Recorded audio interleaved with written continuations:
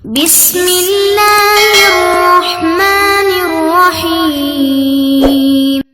Salam Lentera Dakwah. Mantapkan akidah, muliakan akhlak, serta tingkatkan ibadah. Sallallahu ala Muhammad, sallallahu alaihi wasallam.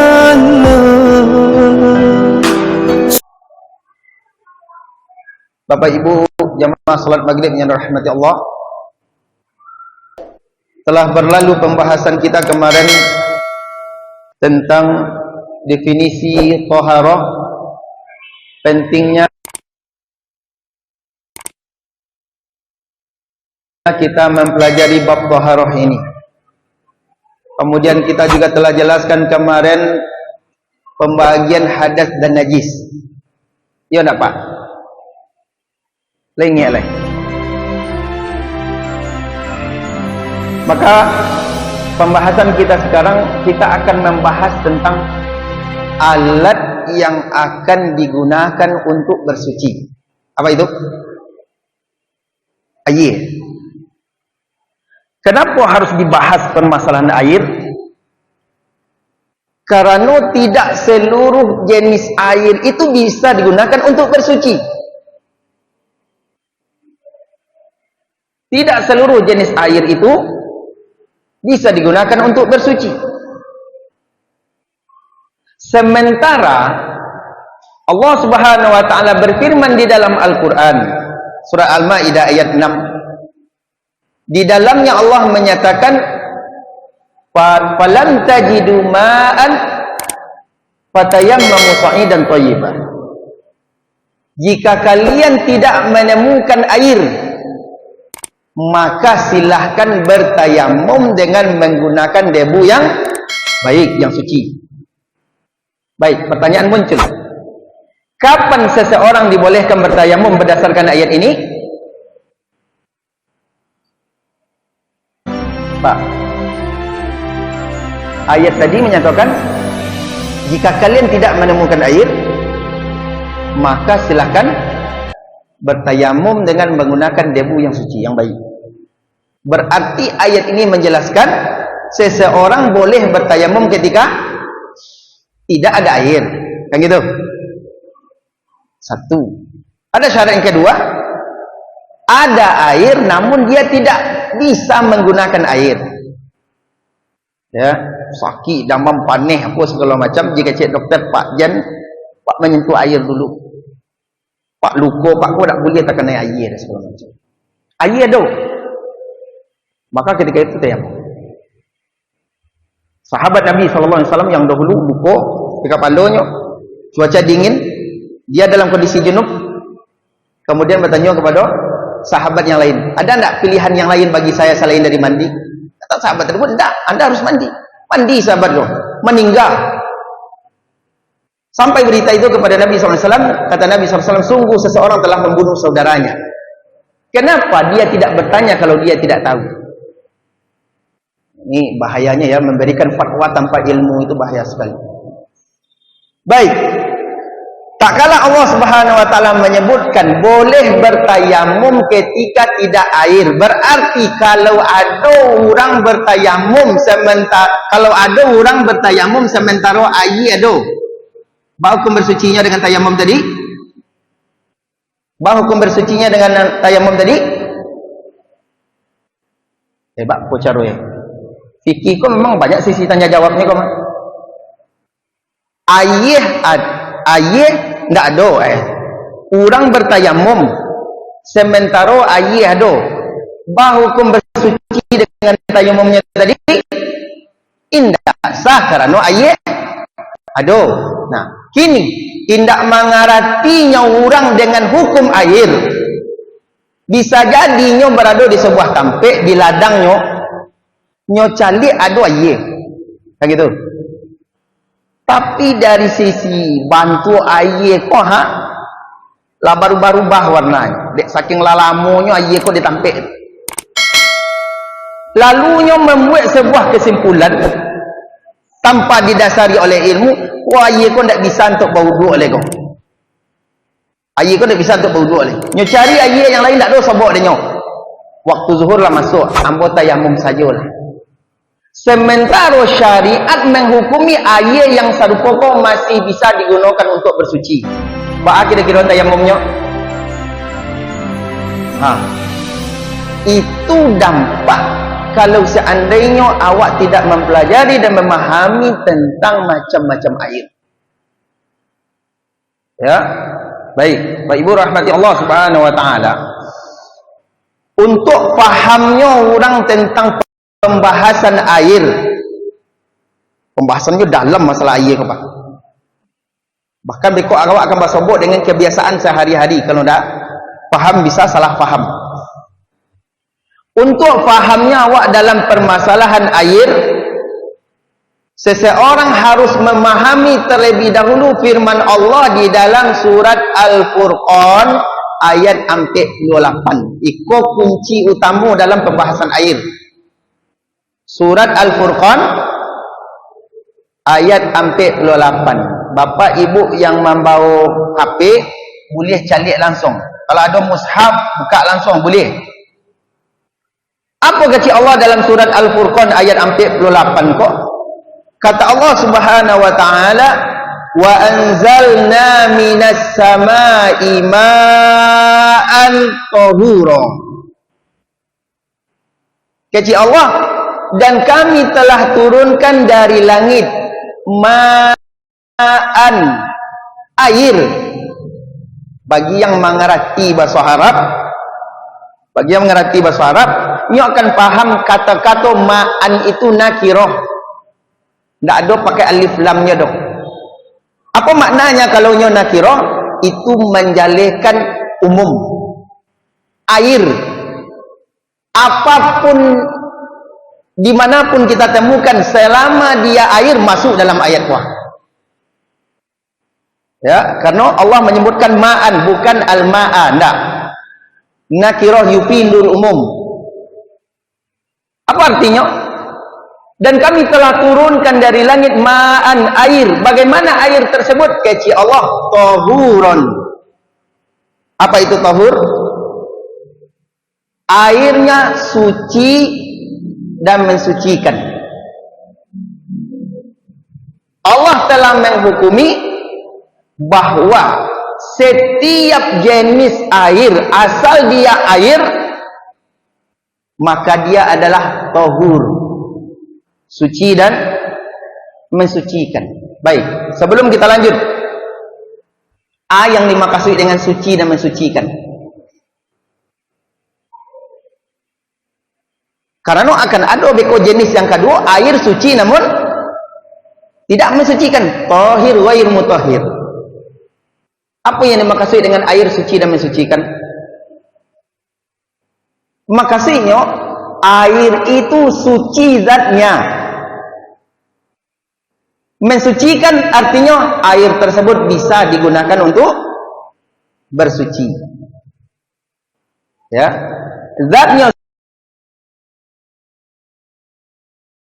suci, bisa wak minum, bisa wak jual. Mensucikan artinya bisa digunakan untuk mengangkat hadas, bisa digunakan untuk bersuci. Sehingga definisi yang kedua, air suci namun tidak mensucikan, berarti maksudnya apa? Air zatnya suci namun tidak bisa digunakan untuk bersuci.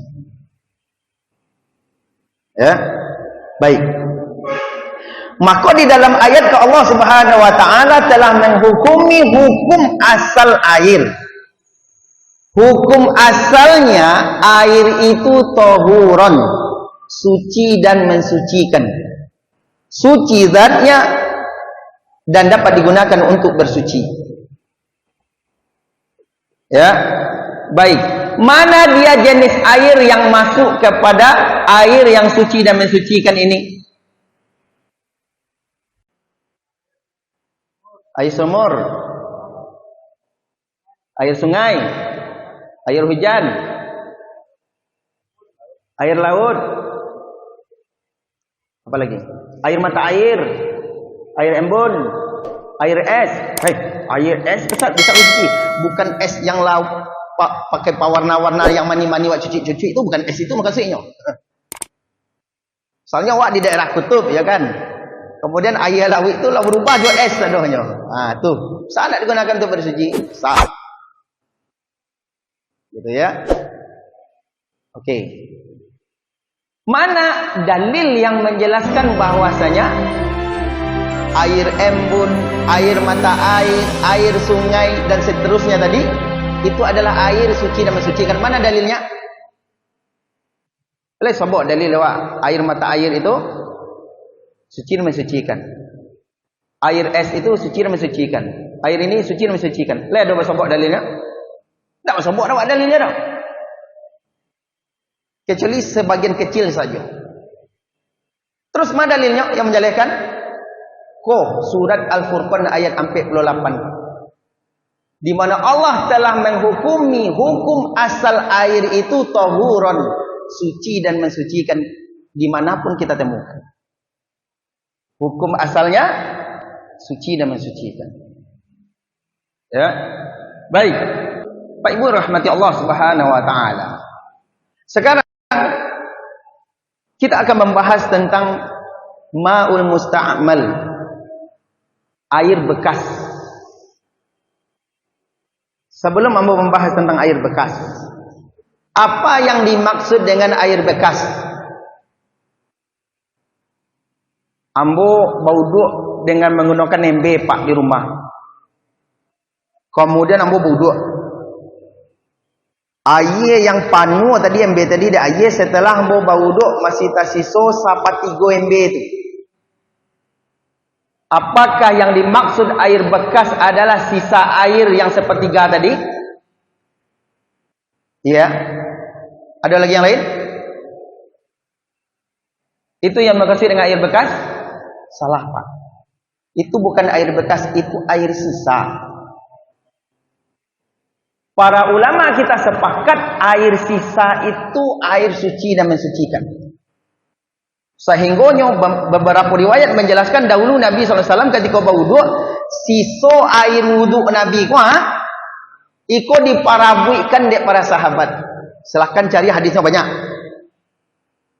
Setelah Nabi berwuduk, sisa air wuduk Nabi iko diperebutkan oleh sahabat untuk berwuduk. Iko menjelaskan air sisa itu suci dan mensucikan. Yang jadi pembahasan itu bukan air sisa, tapi air bekas.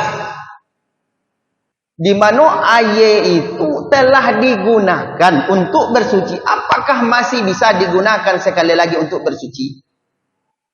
Aku yang jadi pembahasan.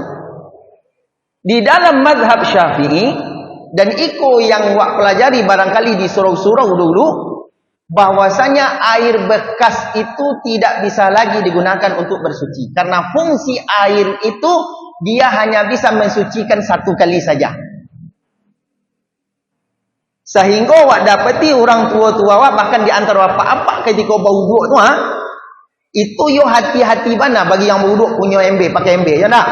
Bawa ye kemari ko, siko basuh muka. Baru itu masuk percikan air basuh wajah ko beko kasih ko. Kan gitu nak? Karena dalam mazhab Syafi'i air bekas itu tidak lagi air suci dan mensucikan, tapi dia sudah menjadi air najis.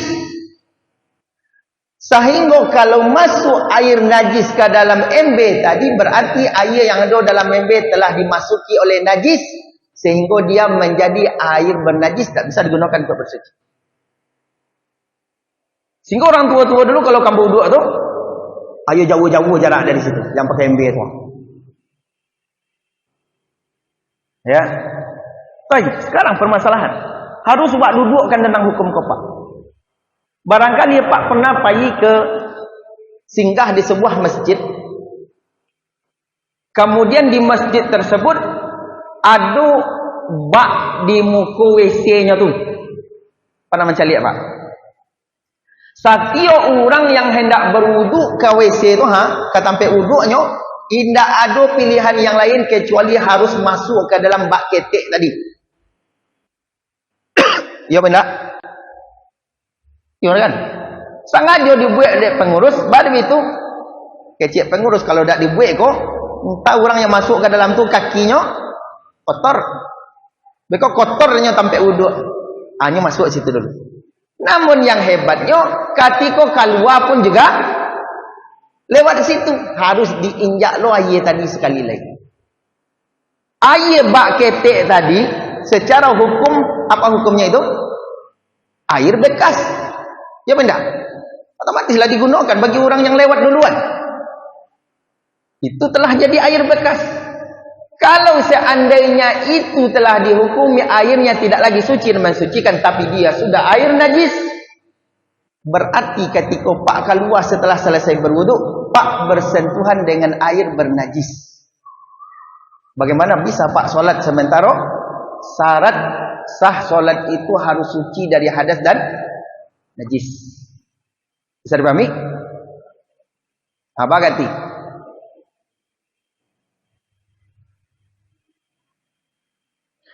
Maka pendapat di dalam mazhab Syafi'i yang menyatakan bahwasanya air bekas itu adalah air najis, tidak lagi suci dan mensucikan, dikritisi oleh mazhab-mazhab yang lain. Ya, mazhab Hambali dan yang lain. Kenapa? Pertama, tidak ditemukan dalil yang menjelaskan bahwasanya ma'ul musta'mal, air bekas itu adalah air najis.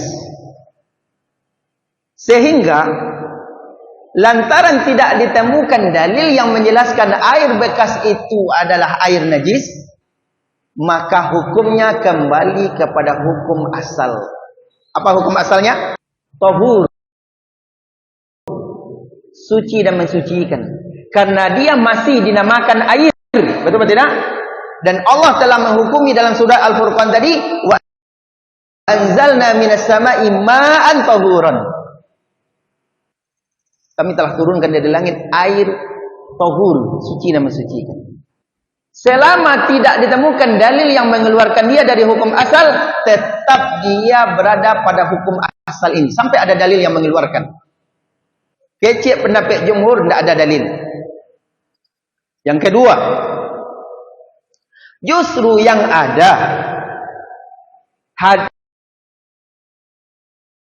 yang menjelaskan sebagaimana di dalam hadis Rubaiyah bintu Muawiz radhiyallahu taala anha, hadis yang dikeluarkan oleh Imam Abu Daud, dikeluarkan oleh Baihaqi, dihasankan hadis ini oleh para ulama kita, di antaranya Syekh Albani menghasankan hadis ini.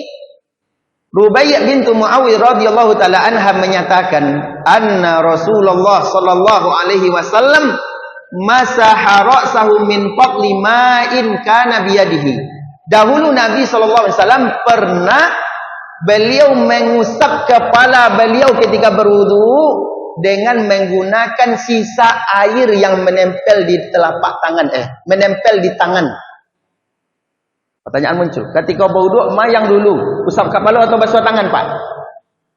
Basuh tangan, ya kan? Basuh wajah, kemudian basuh tangan. Setelah itu baru usap kepala. Ternyata kata Rubaiyah bintu Muawiz dalam hadis ini, Nabi pernah ketika hendak mengusap kepalanya, Nabi menggunakan sisa air yang menempel di telapak tangan tadi. Air ini yang diusap. Ya. Kalau seandainya air musta'mal, air bekas itu telah dihukumi tidak lagi suci dan mensucikan, apakah mungkin Nabi SAW mengusap kepala dengan air yang tidak lagi suci dan mensucikan? Tidak mungkin. Padahal mengusap kepala itu termasuk dari rukun wudu. Faghsilu wujuhakum wa aydiyakum ilal marafiq wamsahu bi ru'usikum, kata Allah. Basuh wajah kalian, basuh kedua tangan kalian sampai ke kedua siku kalian, usap kepala. Tak sah solat orang yang tidak mengusap kepala ketika berwudu. Dalil yang ketiga, banyak riwayat yang menceritakan, bahkan diantaranya hadis ini dikeluarkan oleh Imam Bukhari, bahwa dahulu Nabi biasa ketika mandi junub, mandi besar, itu beliau mandi bareng dengan istrinya. Mandi sama-sama, Pak. Dari satu bejana, dari satu baskom. Ya. Dan Nabi SAW dengan istrinya tadi, nyo mandi, silu wujuhakum wa aydiyakum ilal marafiq wamsahu bi ru'usikum, kalian sampai ke kedua siku kalian, usap kepala. Tak sah solat orang yang tidak. Dalil yang ketiga. Banyak riwayat yang menceritakan, bahkan diantaranya hadis ini dikeluarkan oleh Imam Bukhari, bahwa dahulu Nabi SAW biasa ketika mandi junub, mandi besar, itu beliau mandi bareng dengan istrinya, mandi sama-sama, Pak. Dari satu bejana, dari satu baskom. Ya. Dan Nabi SAW dengan istrinya tadi, nyo mandi saling rebut-rebutan dayung. Saling rebut-rebutan dayung. Ya. Hadis Aisyah radhiyallahu taala anha contohnya. Kata Aisyah radhiyallahu taala anha, "Kuntu aghtasilu ana wa Rasulullah sallallahu alaihi wasallam min ina'in wahid." Dahulu aku mandi junub, mandi besar bersama Nabi sallallahu alaihi wasallam min ina'in wahid, dari satu bejana, dari satu baskom. Ubadiru wa yubadiruni. Aku berusaha mendului beliau mendapatkan dayung, dan terkadang beliau juga berusaha menduluiku untuk mendapatkan dayung. Ini mesranya rumah tangga Nabi, ya. Jadi mentang-mentang sudah panjang jenggot seram, dengan istri pun seram. Tidak seperti itu. Kata Aisyah, hatta yakul, sampai-sampai Nabi menyatakan, da'ili, sisakan airnya untukku, sisakan airnya untukku. Wa akul da'li, kadang-kadang aku menyatakan, ya Rasulullah, sisakan airnya untukku. Pertanyaan muncul, Pak. Kalau seandainya ma'ul musta'mal, air bekas itu dihukumi najis, apakah akan mungkin terjadi proses mandi junubnya Nabi seperti itu? Rebut-rebutan dayung dari baskom, kemungkinan terbesar air basuhan mandi itu akan masuk ke dalam baskom tadi. Iya apa enggak? Iya kan? Namun kenapa Nabi SAW tidak mempedulikan semua itu? Nabi SAW tetap rebut-rebutan dayung. Iko menjalekan bahwa Nabi SAW tidak menghukumi ma'ul musta'mal, air bekas itu, sebagai air najis. Akan tetapi dia yabqa ala aslihi, tetap berada pada hukum asalnya, di mana tahirun mutahhir, suci dan mensucikan. Kok bantu itu, Ustaz? Ketika kami berwudu di rumah, kami tampunglah jemiru di bawah lain. Beko siso itu kami gunakan untuk berwudu untuk yang lain. Bukan itu maksudnya. Karena amalan kau tidak dianjurkan, karena tidak ada yang membuat seperti itu. Namun pembahasan tentang hukum, kalau seandainya beko ada air bekas tu yang masuk ke dalam MB yang akan awak gunakan untuk berwudu, kasih tupai pembahasannya, Pak. Ya, sama je pembahasan batas aurat laki-laki itu dari mak,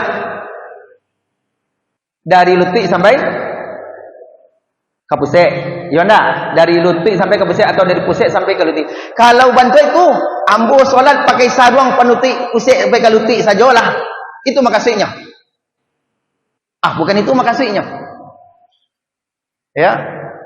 Akan tetapi di siko pembahasannya, batasan aurat yang harus ditutup, kalau tak buka tidak sah solat. Bukan berarti silahkan anda solat dengan menutupi aurat sampai ke lutut saja, dari pusat sampai ke lutut saja. Bukan itu pembahasan. Oke. Bapak Ibu rahmati Allah Subhanahu wa taala. Kemudian masuk kita kepada jenis air yang kedua. Apa jenis air yang kedua? Al-ma'ul ladzi khalaqahu tahirun. Air yang dimasuki oleh benda yang suci. Apa hukumnya? Ya. Bapak Ibu rahmati Allah Subhanahu wa taala. Ada beberapa hal yang harus wak garis bawahi dalam pembahasan. Air yang suci dan mensucikan. Air ko janih barasih, air aqua tak kuah. Air mineral yang ada di rumah wak, suci dan mensucikan. kemudian dimasuki oleh benda suci, apa hukum airnya? Maka kita jawab, jika seandainya benda yang suci yang masuk ke dalam air tersebut merubah sifat air, garis bawahi ini, merubah sifat air sampai dia merubah sifat air. Sifat air itu ada 3, warna, bau, rasa. Benda yang suci yang masuk ke dalam air tadi berubah warna airnya atau rasa airnya atau bau airnya, sehingga mengeluarkan dia dari penamaan air mutlak, maka air tersebut tidak lagi dikatakan air suci dan mensucikan, tapi dia sudah air suci namun tidak mensucikan. Apa contohnya? Contoh, air ini air asalnya suci dan mensucikan, kemudian dimasuki oleh kopi. Kopi suci mana? Suci. Berubah pun tak sifat airnya? Berubah. Dimasuki kopi, warnanya berubah, baunya berubah, rasanya berubah. Dan perubahan ini mengeluarkan air tersebut dari penamaan air, sehingga namanya tidak sebatas air, tapi sudah air kopi. Maka kita katakan air kopi bisa digunakan untuk berwudu? Tidak. Apakah air kopi itu suci? Suci. Ini yang dinamakan air suci namun tidak mensucikan. Tidak bisa digunakan untuk bersuci. Air putih jernih dimasuki oleh teh,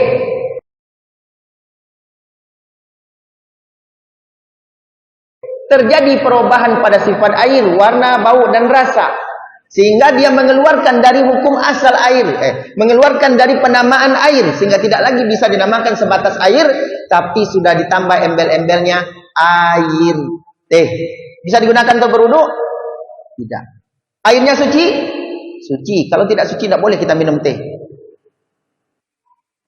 Apalagi air suci dan mensucikan, kemudian dimasuki oleh santan, tambah kunyit sepade, tambah lojo lado. Apa jadinya? Kuah gulai. Ajan coba lobo uduk aja kuah gulai lah Pak. Marando deh nyawa itu. Apakah kuah gulai itu suci? Suci. Bisa digunakan untuk bersuci? Tidak boleh, walaupun bisa bagi yang mampu ya. Tidak akan mampu. Jadi ini yang dimaksud dengan air suci namun tidak mensucikan. Namun tidak setiap jenis air yang dimasuki benda suci ini menjadikan dia tidak lagi mensucikan. Contoh, apa namanya, drum di belakang rumah, penampung air taruh, atau di pondoknya. Setiap hujan drum tu menampung air. Dek saking lamanya air terletak dalam tu terjadi perubahan pada sifat air. Atau pak ada sumur di belakang rumah. Dek lantaranlah masuk daun-daun kayu ke dalamnya, atau ada lumut yang tumbuh di sekitarnya, berubah warna air tadi. Ya pendak? Yo. Mulai ke hijau-hijauan sampai ke hitam-hitaman. Atau pak manggali semua, bau lumpur semua tu, batanagan bahasa orang Siko, iya enggak? Baunya berubah enggak? Berubah, bau lumpur baunya. Apakah lantaran karena terjadi perubahan pada sifat air serta merta kita menghukumi air tadi tidak lagi mensucikan? Nih kecil Ustaz, kalau lah berubah sifat air kok tidak bisa digunakan wudu, oleh kemauan kan wudu? Di sekeliling wa air bertenaga ni kasado Atau aku boleh hujan labik tadi malam air yang salam moko jania kini? Apakah ini tidak lagi mensucikan? Maka garis bawahi, air yang dimasuki benda suci terjadi perubahan pada sifat air, baik warna, bau maupun rasanya. Namun perubahan yang terjadi tidak mengeluarkan dia dari penamaan air mutlak. Perubahan tersebut tetap air tersebut dikatakan air. Tidak mengeluarkan dia dari penamaan air mutlak tadi. maka air ini tetap dikategorikan sebagai air yang suci dan mensucikan. Maka apa-apa yang ada di ladang sawit, di mas, segala macam, pasobo air cantik, air tepat. Ya. Kok air kok bisa digunakan untuk bersuci kok? Okey. Jadi, kalau seandainya masih bisa dikategorikan dia air dan belum yakin kita ada yang merubahnya kepada air najis atau yang lain, maka silahkan gunakan untuk berwuduk. Ambo tanya sama pak cik, pak di sawah. Ya, sawah. Di situ ada bangkai anjing mati situ. Awak kan berwuduk di situ. Ya. Boleh enggak awak berwuduk je air sawah? Pak, boleh berwuduk je air sawah?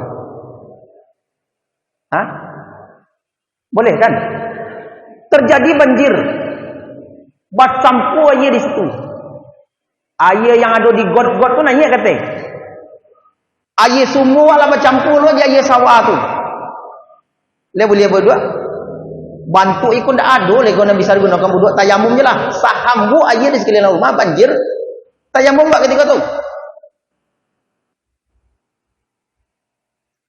Maka lihat hukum fikihnya tadi Pak. Kalau awak tidak yakin air ini telah berubah kepada air najis, maka tetap dihukumi sebagai hukum asal air tersebut suci dan mensucikan. Itu hukum asal. Tapi kalau lah jale ko setiteng WC awak, iko semua awak sebalah, bacampur air tu dalam lantaran hujan labik tadi, maka tidak usah. Ya, tu jale. Itu yang dimaksud disebut. Baik, maka walaupun terjadi perubahan pada sifat air, namun tidak sampai mengeluarkan dia dari penamaan air, tetap dihukumi sebagai air yang suci dan mensucikan.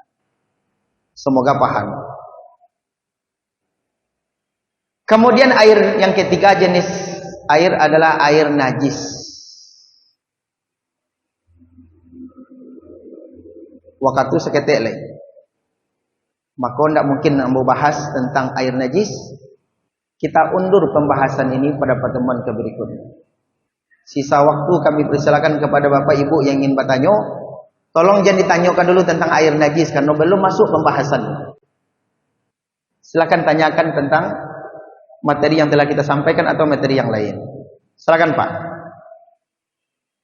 Ya, silakan Pak. Air yang dipanaskan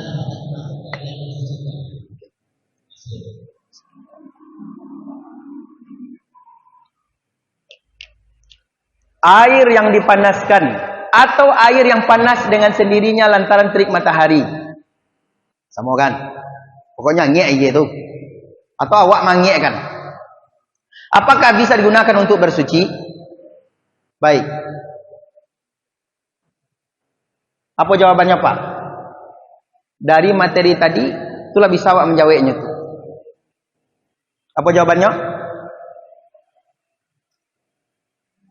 Tetap dihukumi air suci dan mensucikan. Karena hukum asal air itu tahurun kecil Allah, suci dan mensucikan. Sampai ada dalil yang mengeluarkan dia dari hukum asal. Selama tidak ada dalil, kembali kepada hukum asalnya suci dan mensucikan. Dan ternyata ditemukan beberapa riwayat dahulu sahabat Umar bin Al-Khattab radhiyallahu taala an,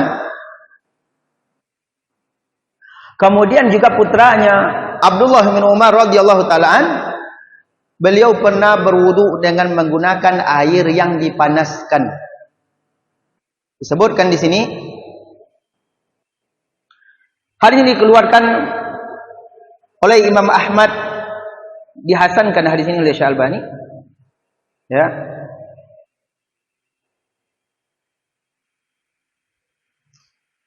Kana Ibnu Umar yaktasilu bil hamim. Wal hamimu huwa al ma'u sakhin.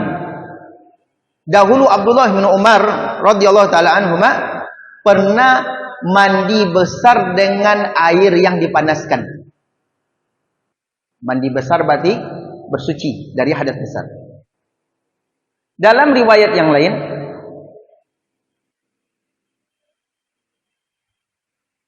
diriwayatkan oleh Imam Ad-Daruqutni dan Imam Ibnu Abi Syaibah, disahihkan di sini oleh Syekh Albani. Ani bin Umar an Umar radhiyallahu taala anhu annahu kana yushinu lahul ma fi kumkum tasilu bihi. Dahulu Umar bin Khattab radhiyallahu taala an dipanaskan untuknya air, kemudian beliau gunakan air tersebut untuk mandi besar. Ya. Semua ini menjelaskan kepada kita bahwasanya air yang dipanaskan atau air panas dengan sendirinya bisa digunakan untuk bersuci. Baik. Silakan, ada yang lain? Silakan, Pak.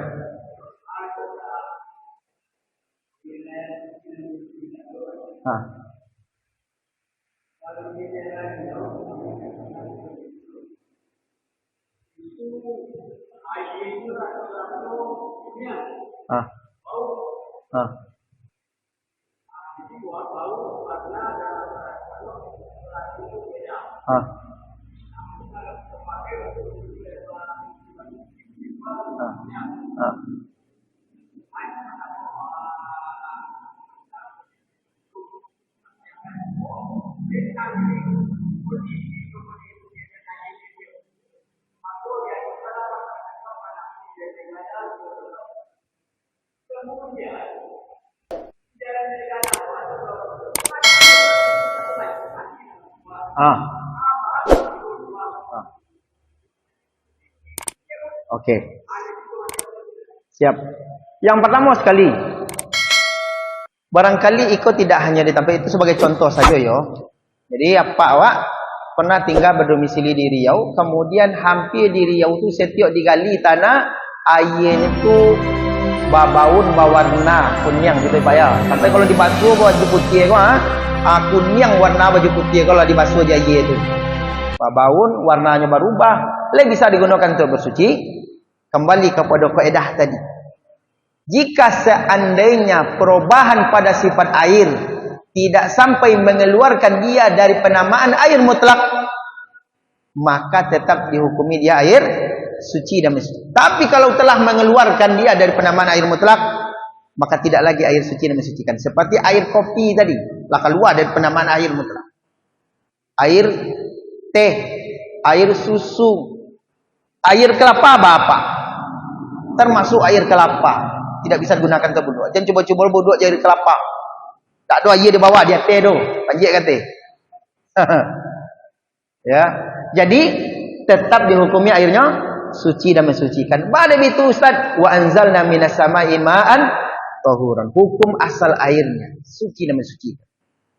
Berkenaan dengan di masyarakatnya ketika itu menampung air dengan drum gadang, penuh de air, kemudian ada tikus mati di dalamnya. Ba'a air itu Ustaz, ini pembahasannya besok. Masuk kepada jenis yang ketiga, air yang dimasuki oleh najis. Apakah dia najis atau tidak? Dalam mazhab Syafi'i itu dibagi. Kalau airnya sampai 2 kula atau lebih, maka tidak bernajis. Kalau kurang dari 2 kula, bernajis walaupun tidak terjadi perubahan pada sifat air. Mana yang 2 kula? Panjang kajinya danya. Habis suat. Oke, ada yang bertanya? Silakan.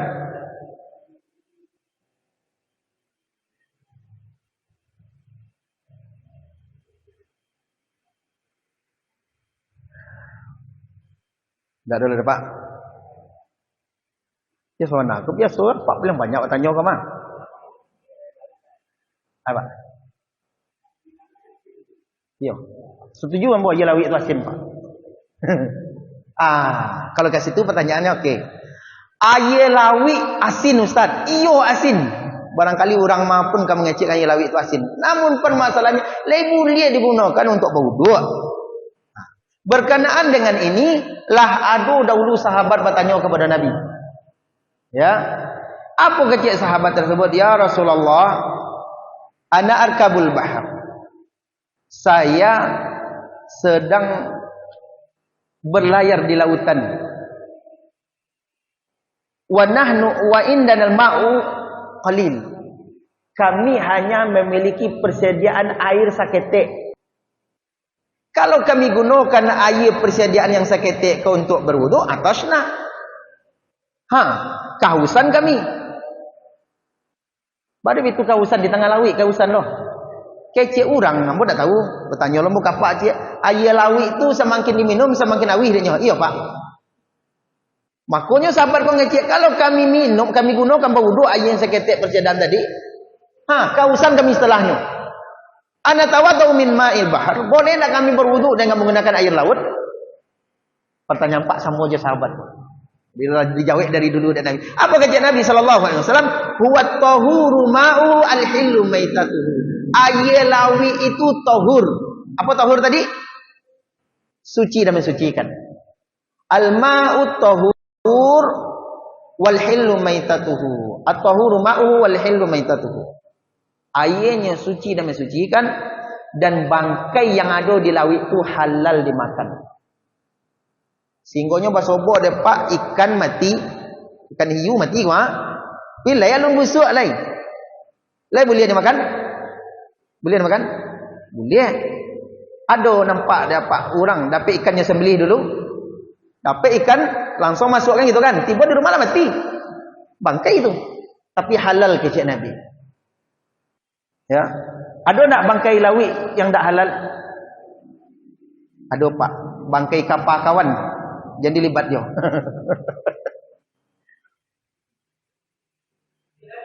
Hai, dia akan selesai itu rekan. Silakan Pak.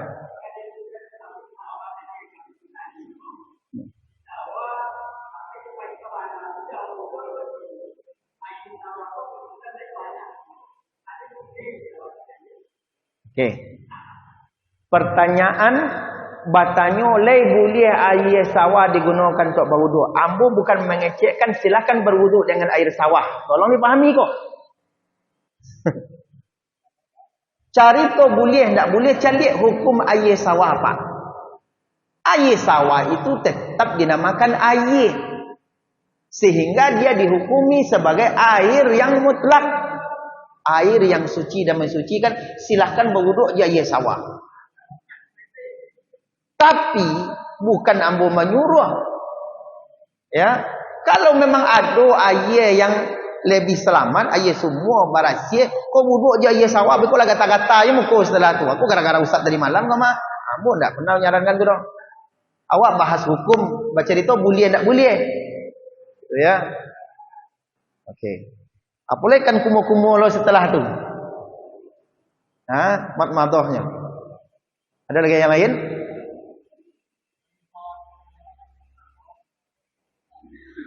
Air sawah tu kadang-kadang kalau seandainya memang awak mencari orang menyemprot bercampur racun tu je air sawah tadi, yakin awak bentuk itu aja nampak tu bunuh diri nama tu. Makanya Nabi menyatakan dalam hadis la darara wala dirar. Tak boleh mencelakakan diri sendiri dan tak boleh pula mencelakakan orang lain. Samunya mentang-mentang ambo nyatakan setiap bangkai yang ada di laut itu halal. Basobo ada awak ikan kau beracun. Wak santap yo, mati dia setelah tu. Kan tak setiap ikan dalam laut itu bisa dimakan nak. Ada yang beracun. Ya kan, kecuali nya mampunya memisahkan antara racun dan apa tu beko pengelolaannya. Silakan.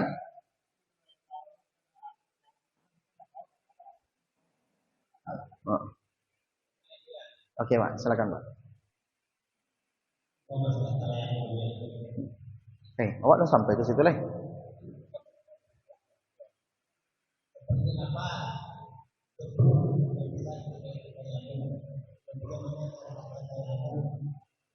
Oke, terima kasih. Ambo baru membahas ke pertemuan kedua bab taharah dulu. Wudu alam bahas. Pertanyaan 4 lah tiba di tayamum. Tapi di antara menyinggung ambo di awal tadi wajar saja bertanya, kan gitu. Debu serupa yang bisa digunakan untuk tayamum. Allah telah sebutkan sifat debunya. Fatayammamu sa'idan thayyiban. Tayamumlah kalian dengan menggunakan debu yang suci, yang baik. Kan? Selama itu debu dan kita belum meyakini debu itu bernajis, silakan gunakan untuk bersuci. Cara bersuci, Nabi telah menyatakan innama yakfika hakadha. Cukup bagi anda tayamum itu seperti itu, seperti ini kata Nabi. Nabi SAW menepukkan tangannya di tanah, kemudian mengkibaskan serupa kapak. Sisa debu yang menempel iko yang diusap dari Nabi ke wajahnya terlebih dahulu, seluruhnya, kemudian langsung ke tangan. Kafain, kaf tu kuah, pergelangan kuah. Iko yang diusap. Makanya ketika ambil pembahasan bab tayamum batang di Jabarah, ibu-ibu ada terkaget, Ustaz, yang kami ketahui selama kau tayamum tu mengusap ke tangan sampai ke siku kau Ustaz tu cik. Maka keliru. Nabi hanya mengusap dengan kafain, wa kafain.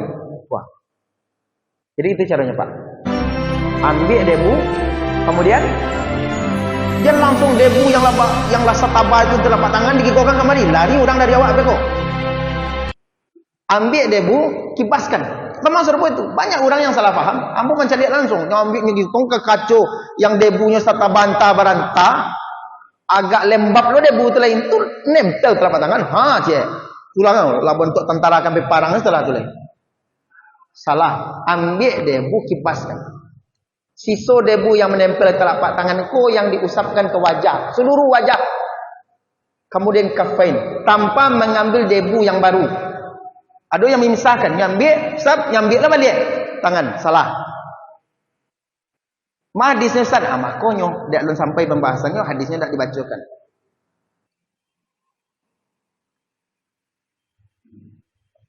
Ada lagi Pak? Ya, silakan Ibu, silakan. Oh iya, ntar dulu, ndak terdengar ada boleh. Sebentar.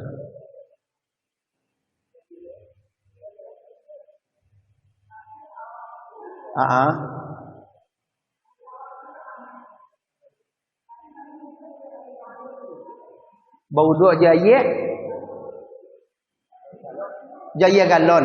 Boleh pun tak Ustaz? Rancak bana Ibu. Cuma biaya galon capek dia. Jangan sampai tak balik dah beko. Air galon Nabi minumlah jaya sawah lain. Bukan. Iya, boleh. Air galon boleh, air mineral boleh. Gitu ya. Airnya suci dan mensucikan. Baik, kita cukupkan sampai di sini. Terima kasih atas segala perhatian. Mohon maaf atas segala kekurangan. Kita tutup dengan doa kafaratul majlis. Subhanakallahumma wa bihamdika asyhadu an la ilaha illa anta astaghfiruka wa atubu ilaik. Wassalamualaikum warahmatullahi wabarakatuh.